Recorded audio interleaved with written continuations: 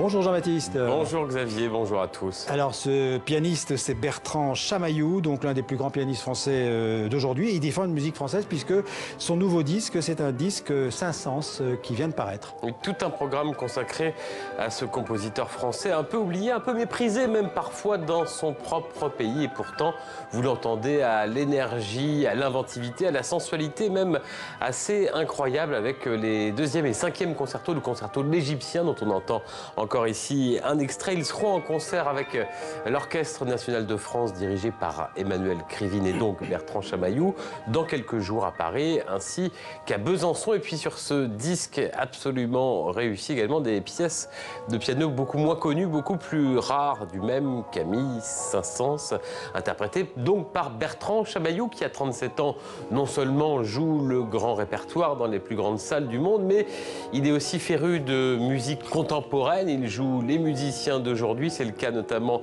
à la Scala qui rouvre ses portes dans 2 jours. Il va faire les concerts d'ouverture, un week-end de musique contemporaine. Et puis il joue également dans quelques jours à Chambéry et à Toulouse au festival Piano Jacobin avec une danseuse, Élodie Sicard, sur des musiques de John Cage pour piano préparé. Vous savez, ces pianos dans lesquels on met à l'intérieur sur les cordes, ça peut être de la laine, du papier, du bois pour transformer tout simplement le son. Bertrand Chamaillou, né à Toulouse de parents non musiciens, je vous propose d'en savoir plus, de le découvrir peut-être à la suite, la voici.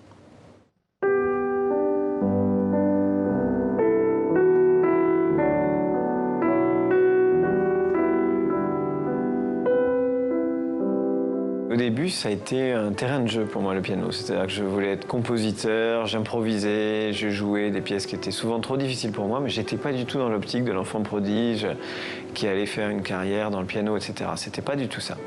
Et en fait, je n'ai fait pour ma carrière, je pense, que suivre des signes et des bonnes fées. J'ai essayé tout ce qui était possible et de là est émergé, pratiquement sans que je le désire, une carrière de soliste.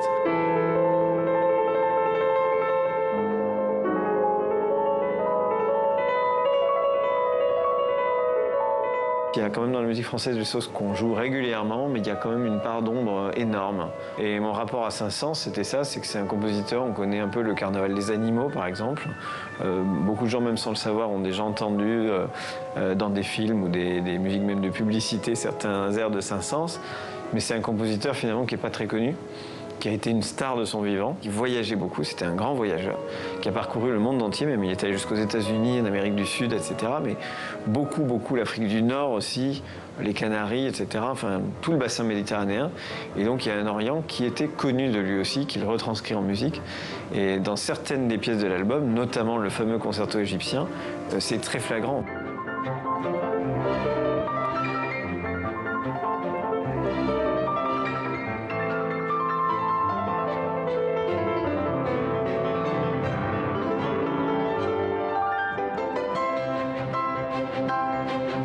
Jouer avec un orchestre, c'est plein de choses à la fois. Ça peut être un dialogue, ça peut être un combat, ça peut être beaucoup de choses.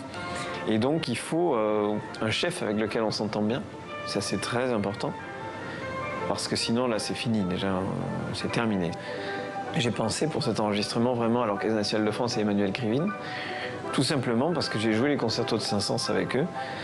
Avec Emmanuel Krivine, c'était clairement, pour moi, le plus proche de ce que je ressentais dans cette musique.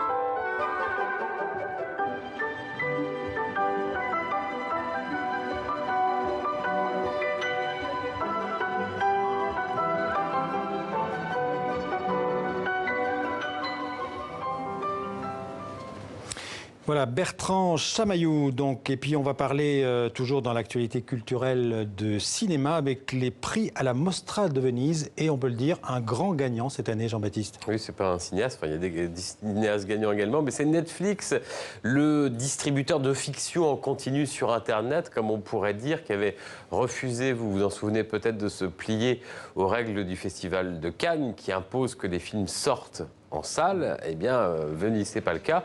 Netflix rafle la mise avec d'abord Roma d'Alfonso Cuarón, le réalisateur de Gravity, qui remporte le Lion d'Or pour son film le plus intime, récompense attribuée par le président du jury, Guillermo del Toro. Netflix n'est pas la fin du cinéma, c'est la poursuite d'un processus qui a commencé il y a un siècle. Ce sont les mots de del Toro. Netflix également distributeur du nouveau film des frères Coen, The Ballad of Buster Scruggs. Il remporte le prix du meilleur scénario. Le Lion d'argent de la meilleure mise en scène revient à Jacques Audiard pour The Sisters Brothers, les frères Sisters, qui sort bientôt en France. On en reparle ici même le week-end prochain. Et puis la Mostra a attribué les prix d'interprétation masculine à l'américain Willem Dafoe, qui comme Vincent Van Gogh dans le film de l'américain Julian Schnabel At Eternity's Gate. Et son équivalent féminin est allé à la britannique Olivia Colman pour le film de Favorite du grec Yorgos Lanthimos. Merci Jean-Baptiste pour ce palmarès de la Mostra. Il y a bien